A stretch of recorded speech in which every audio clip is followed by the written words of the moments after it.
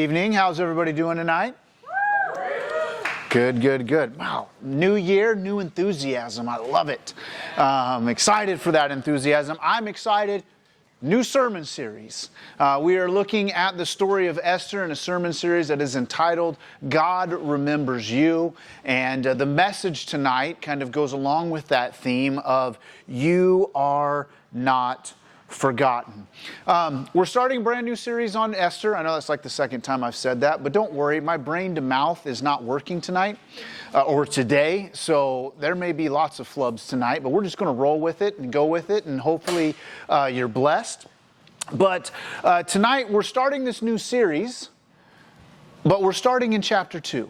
We're not starting in chapter 1. And the main reason for that is because, am I even on? Yep. The main reason for that is because we don't even meet the main characters until chapter 2. We don't see the story start to develop until chapter 2. The first chapter just kind of gives us a little bit of backstory. And we're going to look at chapter 1. I'm going to explain what happened in chapter 1 as brief as possible as we go through this, because it is important, but I want to move on to more of the meat of the story starting tonight. And we're going to be going over this series for the next 7 weeks, and I hope that it'll be one that will bless you and will help you tremendously. Esther is an interesting book. And as I was preparing for this, I was reading all of these commentaries and looking at all these things, and I thought, man, I have a great handle on the book of Esther. And then over the holidays, I was talking to my mom, and I told her what I was going to do, and I asked her a question about what she thought, and she goes, "Oh, have I got the stuff for you?" And she goes, and keep in mind, I've been preparing for this series for about 3 months now. She brings me out a stack of books and Bible studies this thick, this tall, and goes, "Here, these are some of the best studies and Bible studies I've seen on Esther in my entire life." And I was like, "Oh, okay, I'm pretty much done already." But needless to say, I went through them, and I didn't read all of them, but I read enough of them to get the gist. And the difference between what my mom gave me and what I had been reading is, one was by all men, and the group that my mom gave me was by all females. And it really gave a different perspective to this book, and things that I had never thought of, and we're going to look at a couple of those tonight. But it really helped me to better understand the book of Esther, not just from a male perspective, but from also a female perspective, and some of the things that I never even picked up on or understood until I read through many of these Bible studies. So tonight, as we look through Esther, this series is probably going to take some twists and turns that you've never heard of, that you've never thought of. Maybe some of you ladies have, but I know most of the men in here, if you have, well, God bless you, but I hadn't until I began going through these. But this series is about God remembering you. And it's real easy to be forgotten sometimes. And I feel that as we look at this story and kind of dive into it, we will see very quickly that it is very possible that Israel and Esther may have felt that God had abandoned them. And because of that, they had begun to do their own thing. And there's a lot of pastors out there, and I'm not trying to brag here, I'm not trying to say, I'm just trying to give you context. There's a lot of pastors out there that avoid the book of Esther because there's a lot of problems with the book of Esther. Like the name of God, not mentioned once in a Bible passage. That seems kind of weird. The other thing is the main character, or the two main characters that we'll look at, Mordecai and Esther, they hide their roots and who they really are. Then Esther, the main character, sleeps with a man that is not her husband, and then marries a man who is not of the Jewish faith or Jewish nationality, both of which are rejected. And so there's a lot of problems when we begin to look at this book and the story of Esther, and a lot of people want to stay away from it. But I think it's important that we look at this book because, number one, it's in Scripture. And number two, if we've learned anything from the last 10 weeks where we went over messy life, we learn that God doesn't use us because we're perfect. God doesn't use us because of the good things that we do. God uses us in spite of our issues. And many times in our lives, I'm sorry. I'm sorry you're sorry. Wow, that has dictated like the last 5 minutes. Wow. Weird. Siri, always listening. But here's the thing. Many times in our lives, we feel like we're forgotten. We feel like God is not there. And just because God isn't mentioned in this book doesn't mean that He's not present. And as we see and as we go through this book, we will see that God is everywhere. He's everywhere in this book, and He's going to be everywhere in our lives. Tonight I want to start with a synopsis of chapter 1. Hopefully it'll be brief. It may get long. I don't know yet. We'll find out. Because it's very interesting. But in chapter 1, we aren't introduced to the main characters. We don't even hear about them in the first chapter. In fact, what we learn is that Israel has been captured by Persia. And they were captured years ago, hundreds of years. And by this time, the king, Ahasuerus, who is mentioned at the very beginning of the chapter, he is the fourth king of Persia. All right? So he is the fourth, maybe the fifth king of Persia, depending on the names and who says they are. And we are introduced to not the Israelite heroes or heroine of this book, but to their captors. And we meet Ahasuerus, and most of us are probably like, who's this Ahasuerus guy? I don't know who he is. What's the big deal? Well, the big deal is you know who Ahasuerus is, you just may not know you know who he is. How many of you here have seen the movie 300? Anybody here seen the movie 300? Shame on you all. No, I'm just kidding. I got my hand raised. Ahasuerus' more commonly known name is Xerxes, the god king from 300. All right? This ruthless king who took his army horde and he went to conquer Greece, and he left with his tail between his legs. But here's the thing that people forget about Xerxes. He was not this great conquering king that everybody thinks he is. He's not even this great conquering king that he was in 300. He inherited his kingdom from 4 others. In fact, Greece was his first conquest, and he lost. Xerxes was really not this crazy, ruthless king, but this spineless king that led to his ruthlessness. He could not handle being unhappy. He was brought up in the courts and was spoiled. And so if he was unhappy or if something displeased him, he had the people banished or put to death. He was a very ruthless guy because he couldn't handle things not going his way. Well, Xerxes, being the king that he is, before he goes to battle with Greece, creates a huge feast. This huge party, and every night of the party, he shows off his wealth and how powerful he is because he's got to show that he deserves to be king. And finally, near the end, he is drunk and he wants to bring in his wife Vashti and show her off. And Vashti says, the law says that you are not allowed to do this, so I am not coming. And Xerxes gets heated. He gets super hot and upset because his wife had told him no. The queen had said no. And at first it's like, what's the big deal? He just wants to show off how pretty his wife is. Doesn't seem like a big deal. Why didn't she just come and he was just going to take her by the hand, parade her around, and let everybody look at her? Well, the truth is, it's not the way things worked. He was basically going to bring her in and treat her like a porn star in front of all of these people and show her off that way. Not just show off her adornments and all of these things. And she's like, I'm not doing that. That's not what the queen is supposed to do. That's not how the queen is supposed to be treated. Well, he gets upset and he goes to his counselors and he goes, what should we do? And they start talking and they start jibber-jabbering, and I love what they say. Not because I actually love it, but because I find it humorous. They go to Xerxes and they go, look, man, we've got to do something, and it's got to be severe. Because if word gets back to our wives that the queen disobeyed the husband, they're going to start disobeying us. And we can't have that. So they tell the king to banish her, remove her from her place, and disregard her as queen. And she's no longer able to come and see the king. So he does this. Then as the timeline goes along, somewhere between this and chapter 2, the end of chapter 1 and chapter 2, he goes off to Greece. He loses, he comes back, and we pick up the story, and I'm going to read verses 1 through 18 for you. This is a big chunk of scripture, so hopefully you can follow along. We'll have it hopefully on the screen for you.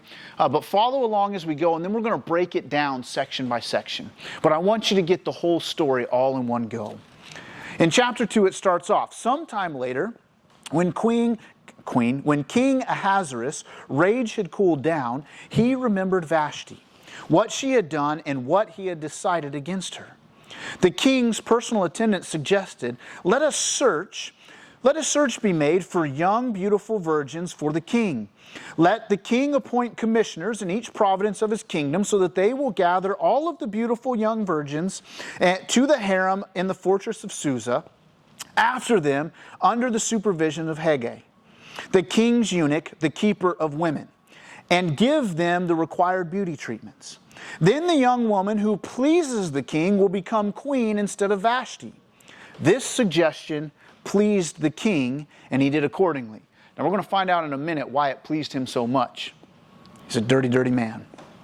Verse 5, we meet our main characters finally. In the fortress of Susa, there was a Jewish man by the name of Mordecai, son of Jar, son of Shemiel, son of Kish, a Benjamite. He had been taken into exile from Jerusalem with the other captives when King Nebuchadnezzar of Babylon took King Jeconiah of Judah into exile. Mordecai was the legal guardian of his cousin, Hadassah, that is, Esther. And that's the last time they refer to her as Hadassah. Everywhere else they refer to her as Esther. Because she had no father and mother, the young woman had a beautiful figure and was extremely good looking. And when her father and mother had died, Mordecai adopted her as his own daughter. When the king's command and edict became public knowledge, and when many young women were gathering in the fortress of Susa under Hegai the supervisor, Esther was taken to the palace, into the supervision of Hegai, keeper of the women. The young woman, meaning Esther, pleased him, meaning Hegai, and gained his favor. So he accelerated the process of her beauty treatments and special diet that she received. He assigned 7 hand-picked female servants to her from the palace and transferred her and her servants to the harem's best quarters. Esther did not reveal her ethnicity of her family background because Mordecai had ordered her not to make it known to them. Every day Mordecai took a walk in front of the harem's courtyard to learn how Esther was doing and to see what was happening. During the year before each young woman's turn to go to King Ahasuerus, the harem regulations required her to receive beauty treatments, oil of myrrh for 6 months, and then perfumes and cosmetics for another 6 months. When the young woman would go to the king, she was given whatever she requested to take with her from the harem to the palace. She would go in the evening, and in the morning she would return to a second harem under the supervision of the king's eunuch. I'm not even going to try. Okay, I tried. I'm sorry. We're moving on. Keeper of the concubines. She never went to the king again unless he desired her and summoned her by name. Esther was the daughter of Abihail, the uncle of Mordecai, who had adopted her as his own daughter. When her turn came to go to the king, she did not ask for anything except for what Hegai, the king's eunuch, keeper of the women, suggested. Esther gained favor in the eyes of everyone who saw her. She was taken to King Ahasuerus in the palace of the 10th month, the month of Tebeth, in the 7th year of his reign. The king loved Esther more than all the other women. She won more favor and approval from him than did any of the other virgins. He placed a royal crown on her hand and made her queen of the palace. Made her queen in the place of Vashti. The king held a great banquet for all of his officials and staff. It was Esther's banquet. He freed his provinces from tax payments and gave gifts worthy of a king's bounty. So we're going to stop our story right there for tonight. And trust me, that's plenty to cover. But I wanted to get into the story of Esther. so that we could begin to understand what was happening and see the hand of God. The first section that I want us to look at is verses 1 through 4 and verse 14. And we look at this so-called beauty contest. The king was miserable, right? He had lost at Greece. He was wanting companionship from his beautiful queen, and he realized, oh, I banished her because she disobeyed me. And he began to feel bad. Immediately, his counselors came to him and told him, hey, let's have a beauty contest, and we'll find a queen. And many times as you read this story, as I did when I was a kid, if you watch the movie The King and I, there's multiples of them. It's this romanticized, awesome, princess and prince with a glass slipper situation going on. But the truth is much more bleak than that. This wasn't a glass slipper princess situation. This was a cattle call for a king who wanted to sleep with every pretty woman in the kingdom. It was not a great thing at all.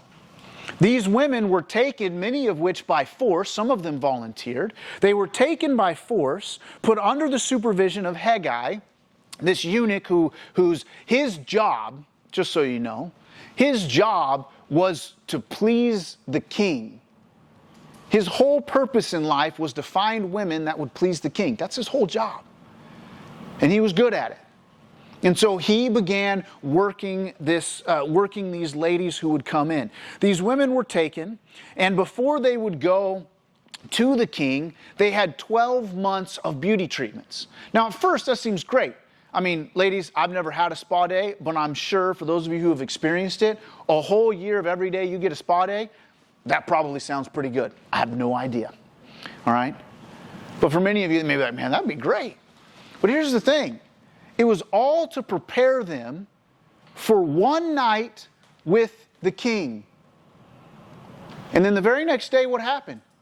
You didn't get to go sleep with the king and have 12 months of a spa day and get to go back to your family and maybe the boyfriend there because you were forced to do it. No, you got sent to the palace of his concubines, where you would live out the rest of your days hoping that the king would remember you and call you back by name so maybe you could sleep with him again.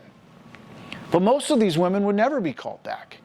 Most of them would live the rest of their life lonely and barren in a house full of a bunch of other concubines. And here's the thing, this wasn't like The Bachelor where there's like 12 women that are fighting over one man. Is that the right one? Bachelor or is it Bachelorette? I don't know, whichever one, I don't watch them. But it's not like that where there's like 12, 15 women that are fighting over this. Many scholars believe that this process went on for 3 to 4 years before Esther got her opportunity. So that's 3 to 4 years of every night one of these women was brought to the king. So there's somewhere between 1,100 and 1,700 women that were part of this process before Esther ever got her shot. Now we see why the king thought it was such a good idea. All right? So this wasn't some beauty pageant with glass slippers and fairy tale. This was a sinful, despicable, disgraceful act. But God would use this sinful, disgraceful act of this contest to provide for His people. Now, I'm not going to spoil the rest of the book. You can read ahead and find out how exactly He does it. But God would use it. And it's quite amazing how He would use it. The second part of this passage I want to take a look at is verses 5 through 7, where we meet our two main characters. And most of us, or most people, would call them the hero and the heroine of the book. But I think that's giving them too much credit. Mordecai, we know, is from Israel, from the tribe of Benjamin, so more than likely Esther is from that tribe. Mordecai doesn't have a Hebrew name, but Esther does. Mordecai adopted Esther, seems like a good guy, right? Esther was beautiful, and notice there's two in verse 7 here. There's two accounts of her beauty. She had a beautiful figure, she had a beautiful figure and was extremely good looking. So the first one tells you that she has a great body. The second one tells you that she has a good face. So it lets you know that she's the total package when it comes to looks. And everything about them just seems like, oh man, this is great, this is awesome. But the truth is, there's a much darker side to them. They hid who they were. Now, part of that is because they were in captivity and they were fearful, but they hid who they were. They didn't follow the Jewish laws. They didn't follow the diets of a kosher law. As I mentioned earlier, Esther would sleep with a man that was not her husband. And then she would marry the guy, but he was a Gentile, something that was forbidden. And at first it's understandable, right? Well, they're captives in a foreign land. She was taken from her home. She didn't have a mom and dad. She was forced to be in this beauty contest, and all of that is correct. But here's the thing. When we compare them to other people in Scripture, they fall short. And I think the best example of this is 4 young men that went through something very similar. Shadrach, Meshach, and Abednego, and Daniel. All of them were taken at the same time that Mordecai was taken. It tells us that Mordecai was taken as a captive under King Nebuchadnezzar. So were these 4 gentlemen, right?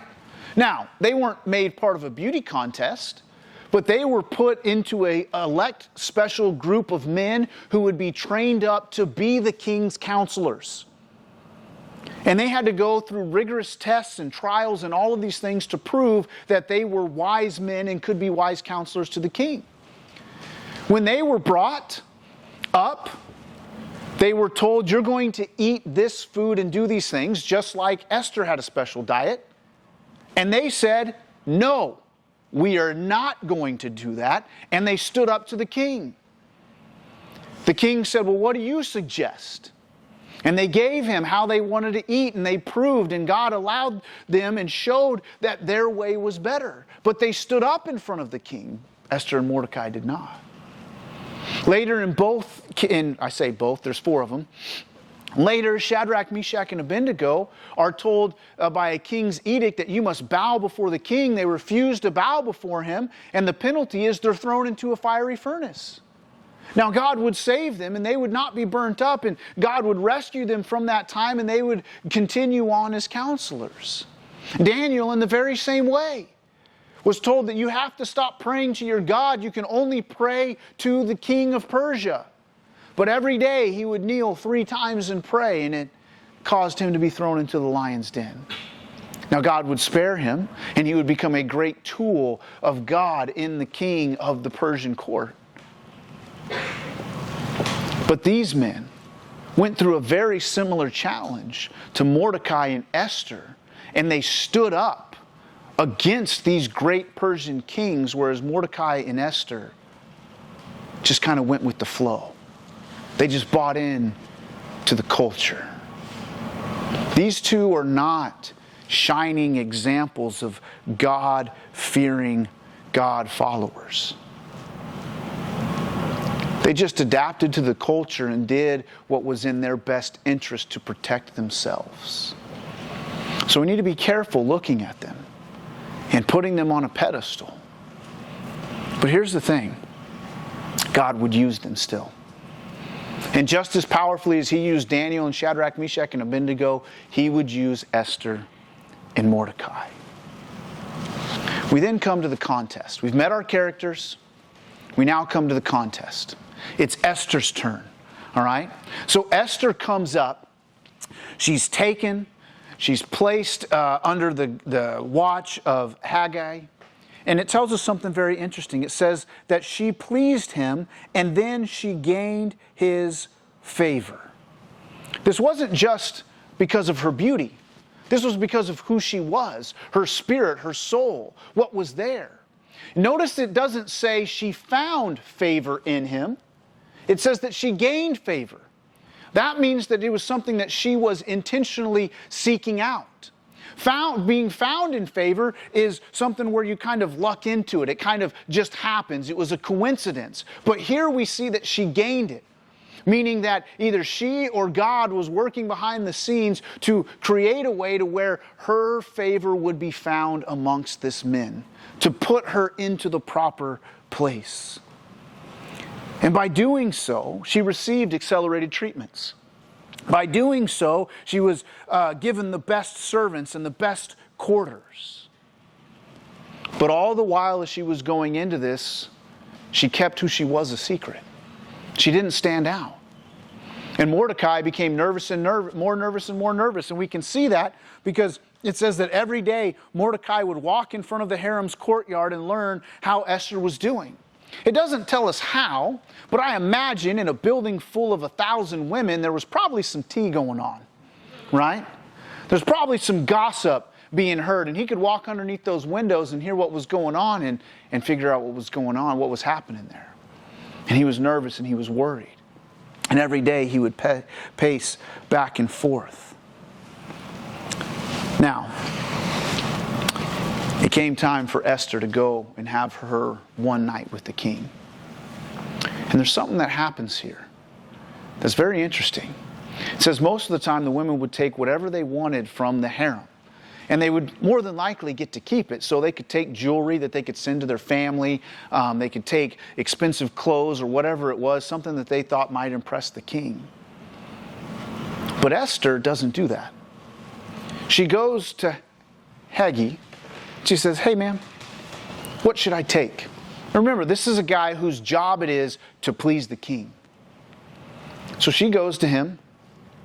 She asks him what to take. He goes, here's what you want to take. Here's what's going to make him happy. She takes only that with her. She goes and sees the king, and she pleases him more than any other woman that he had seen. Now, let's think about that for a second. That man had seen a lot of women over the last few years. She must have been something special.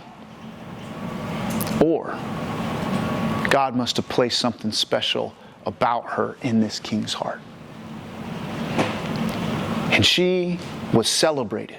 A crown was put on her head, a banquet was given, and the entire nation benefited from this being a new queen. He gave out lavish gifts, he cut taxes.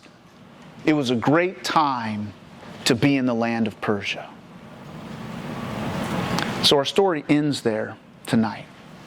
But I have a few points of application that I want to run through. I'm going to try to run through these quickly, but we may not get through them quickly. So just bear with me.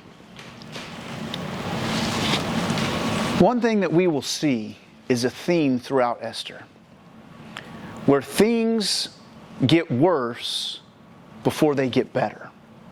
We see that here. We meet Esther and Mordecai, and immediately things get worse. She gets taken from her family for the rest of her life. She'll never see him again. I mean, it was just Mordecai, but still. She's taken to be a king's plaything. And it seems like things really got bad. But then God works, and he reverses the negative things and he makes them positive. Now she's queen. And this leads to the second theme of Esther. And our first point of application tonight. God is in control. He is sovereign in all things. Even when we can't feel him or see him, he is in control. This was a dark time for Israel, a dark time for Esther and Mordecai. And they probably couldn't see God in this. They couldn't feel God in this, but he was there and he was working. And as we look back over their story, I'm going to point it out to you every place I can, where God is written in these pages, where God is seen moving. Because the truth is, in many of our lives, we enter times of darkness. We enter times of despair. We enter times where it doesn't feel like God is there. And we can't see him. We can't watch him moving. And it isn't until you look back into that darkness after you've come out, after he has brought you out, and you can look back and you can see the hand of God guiding you and protecting you. And that is one of the hardest things to understand as a Christian, that in the darkness, in the times where we feel alone, we are not alone. We are being guided by God, and He is in control. A great example of this in the story of Esther is this idea that she gained favor. It says it multiple times here, not just with Haggai, not just with the king, but it says in verse 15, Esther gained favor in the eyes of everyone who saw her. And this is what's interesting. This is something that I pulled from one of those Bible studies my mom gave me. And I had never thought of this. This included everyone. And that includes the women. And at first I didn't think anything of that, but as I read more and more, I began to understand the point behind this. Like I said, I don't watch The Bachelor, but I know people who do, and I hear them talk, and one of the reasons that they watch it is to watch the women be catty and I don't even know the words to describe it, just be at each other's throats and fight over this one dude. It drives me crazy. And to be all over that. And that's just 12. Can you imagine what it was like for thousands of women to be in this building? And all of a sudden, here comes this Esther girl, and she is immediately taken and given the best treatments, the best servants, the best quarters. You would think that all of those women would be like, oh my gosh, what is she getting all the benefits? Look at those love handles. Come on now. She should not be deserving that. Look, she's got a pimple on her chin. She should not be there, right? And they would be looking and picking it apart and talking negatively and being there. But that wasn't the case.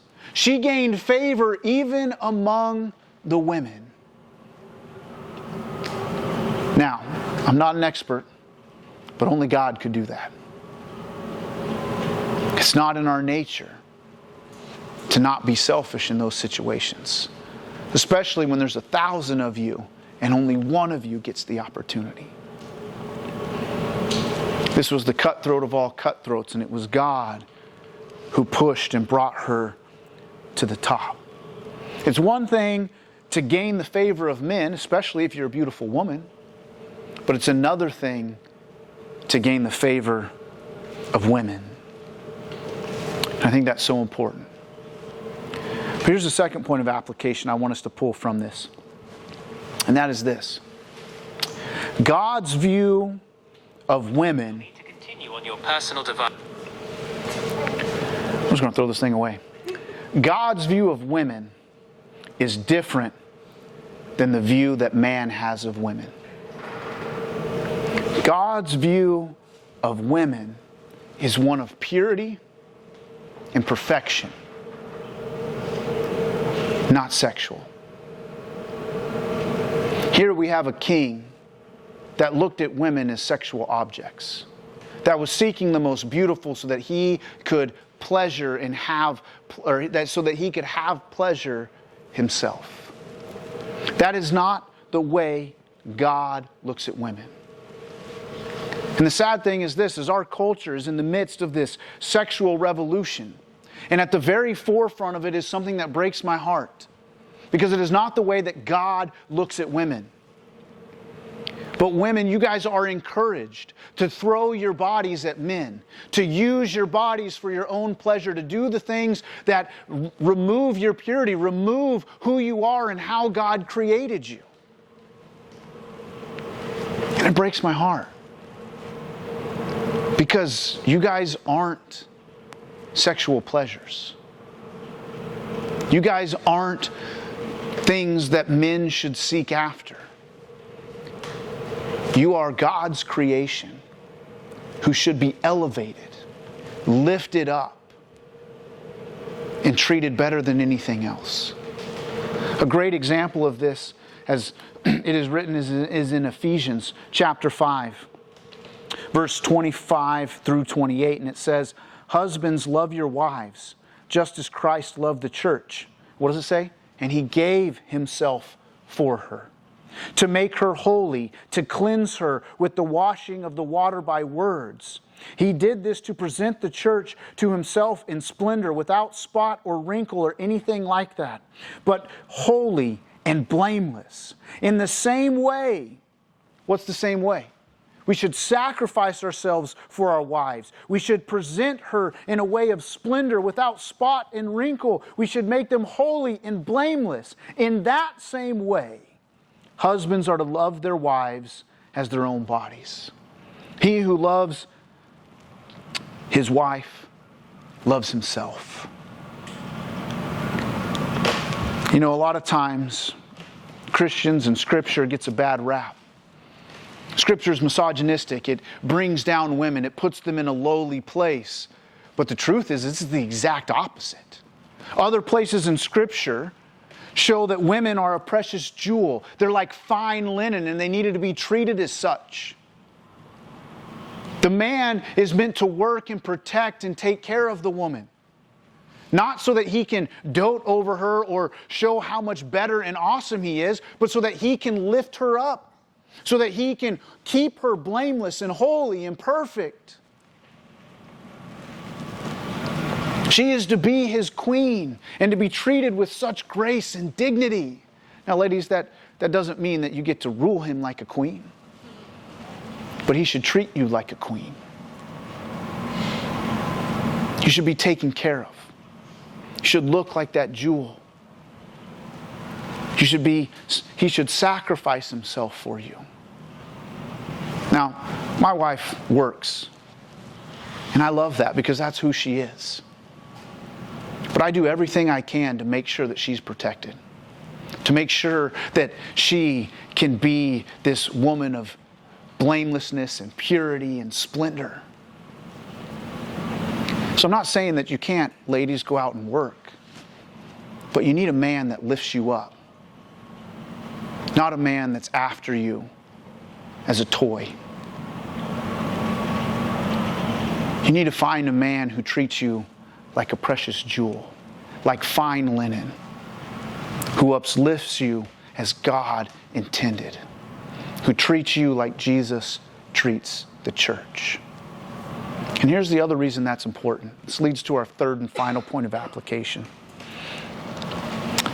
The relationship of a husband and wife is placed here with an intention. It is to represent exactly the way that Jesus treats the church. The man in this, as this image is that of Jesus. The woman is the image of the church. And so we as men are to treat our wives as an example to how Jesus treated the church. She is to be celebrated. She is to be taken care of. She is to be made blameless and holy. And that is to be an image of what God is going to do. Because you see, God will celebrate His bride, the church, those who believe, like Xerxes celebrated his queen. In Revelation chapter 19, Isaiah 25 and Isaiah 11, I'm not going to read them for the sake of time. We learn of the marriage supper of the Lamb, where Jesus comes down and He gathers His followers, His believers, and He takes them up, and there's a feast beyond feasts, one that you can't even imagine. And He celebrates the fact that His bride, all of His believers, have come home.